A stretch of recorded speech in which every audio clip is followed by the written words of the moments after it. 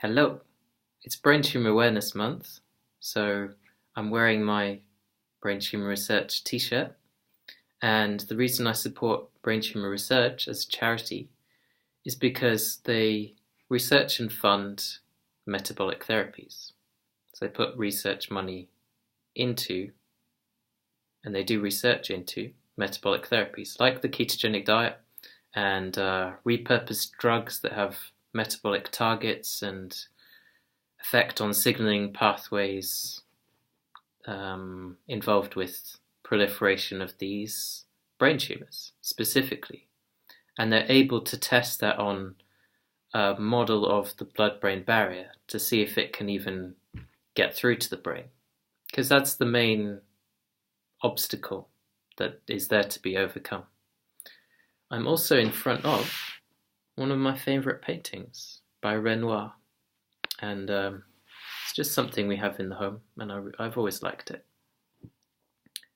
Since my last video, I've come a long way because I feel a lot more positive and good about life. I've had some major obstacles, and it took me a while to get over my mum's passing and the funeral and everything, but I feel like I'm in an okay state of mind now, and things are taking a turn for the better, which is good. I had a scan recently as well, so I was a bit anxious about that, but the results were very good, and even the scar tissue appeared to be healing. So the only change from my last scan to the recent one that showed this healing is that I increased my intake of boswellic acids in the form of the frankincense essential oil that I take, which is a pure oil. It's the doTERRA one that you can have sublingually under the tongue, so you can administer it in that fashion.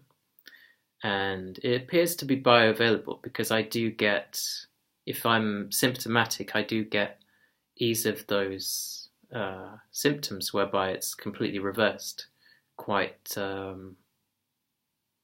rapidly. So yeah, I feel like that is really benefiting me, and it's not placebo, and that may have had an effect on that, a positive effect on that scar tissue. The only way I can see that it would have done is that I know that these boswellic acids that are contained in this very pure essential oil act in such a way that they act on this enzyme that's involved with arachidonic acid signaling, which then inhibits that process enough to have these anti-neuroinflammatory effects. So that's a big positive if it's doing that. If it's just controlling the symptoms, then that's good too. I noticed that sometimes I need more of it than other times, so it's a positive sign for me that I haven't had to use it that much over the past few days. So, and that's corresponded to just my mental health being much, much better, and my sleep being much better, and everything's getting back to normal now. I also am finally getting an Aura ring, which is something I've wanted for a long time, but they're quite expensive. So that was difficult for me to procure, but I'm excited about finally going to be having one. I got their sizing, what would you call it, like a sizing kit recently to see what size I would need. And it seems like this size is good for me. I tried all these rings, and they're either too big or too small. I nearly dislocated my finger trying to take one off once I'd got it on, just by squeezing it in. But I seem to be a size an in-between size. And I was advised that if it's slightly too big, that's okay. So I'm sticking with this one, and I'm informed that it will be able to read the metrics that it needs to read just fine. which is good because I was concerned about that. You spend so much money on things like this and you hope that they're very accurate and reliable. And I'm told that this is, which is why I purchased it. I'm told that it's more reliable than other trackers of its type, and that it tracks it's able to tell you the phases of sleep that you are in and other cool stuff that goes well beyond sleep quality. So yeah, that's huge for me, especially because sleep quality is a huge controller of my seizure activity. I've always seen my seizure activity as a mixed blessing because I've always treated the symptoms rather than thinking I'm treating the cancer. And I've done that thinking that, well, it gives me a good indication of how I'm doing my symptom control. And everything that I've done to control the symptoms appears to have potent anti-cancer activity. So I stick with what works for me, and I keep my detailed diaries, and I think, okay, why was that day bad and why was this day good? And because it's such a detailed diary, and I track my symptoms and how I'm feeling and everything, just about everything you could think of, I'm able to pinpoint exactly what all of my triggers are. And if I avoid them, I don't have any symptoms and I feel good. That's quite a hard thing to do. I'm also getting back into fitness, so doing more exercise. And to help me, I've rented a rower, Concept 2 rower, because I enjoy rowing, and it's important, I think, to do exercise that you enjoy and can stick to. And the reason I rented a rower is because my fitness levels aren't fantastic at the moment, and that makes my seizure triggers concerned with exercise worse because I'm more sensitive to it. Because my lactate threshold is lower, and my seizure threshold correlates with where my lactate threshold is. So as I get fitter, my tolerance to more strenuous exercise increases.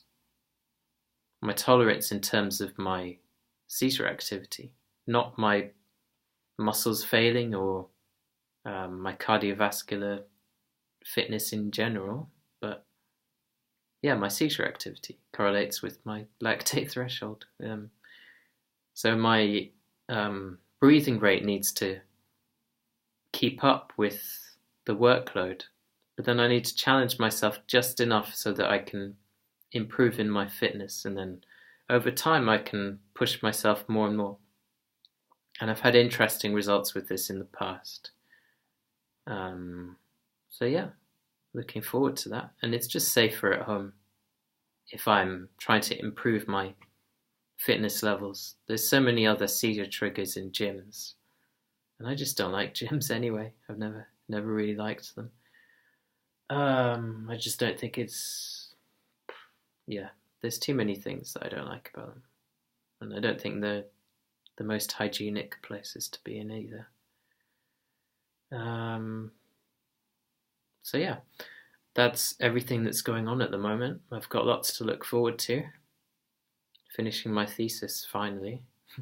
That's been difficult under the circumstances, but I've been out and about doing a lot of stuff. Being a lot more active, which is good.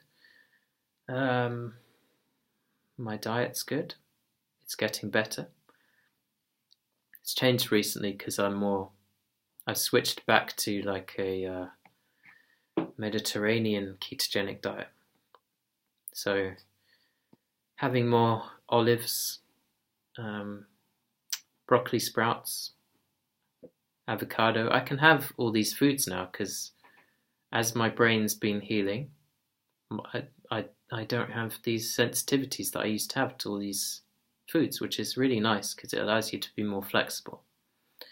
And I was doing really well on a carnivorous ketogenic diet, still mainly carnivorous, but I was doing really well on a carnivorous ketogenic diet that had organ meats and all these other things. But when I can't get hold of all those foods that I need, it benefits me much more doing this Mediterranean ketogenic diet. It's so much easier to do in terms of convenience wise. And I can tolerate it and I feel good and I like having the variety, so it's not a bad thing. I don't do it like a religion where I need to stick to these certain rules. As long as I'm able to control my symptoms and I feel good, that's all I need. I still weigh all my food and I need to be strict with that to control the symptoms, and I need to be in therapeutic ranges of blood ketones and blood glucose, but that appears to be easier to achieve with time. So yeah, good times. One funny thing that I noticed recently is that with these videos, if I look back on them, if I watch them back, if you play it on a speed of 1.5, I sound like a normal person. Because I speak very slowly, and I have this kind of monotone voice, so it probably sends people to sleep a bit. But I'd rather have a relaxing voice than like a really irritating, aggressive kind of voice, because I'm quite a calm person, and I think that's important.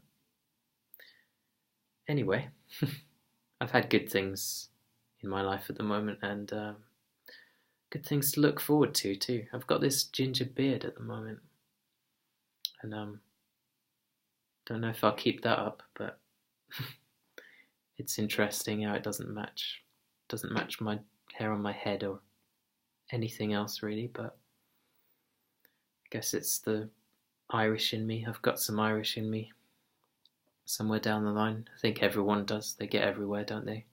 These Irish people. Yeah, I've got a mixed background. It's interesting, and that's interesting in itself. Just from my 23andMe.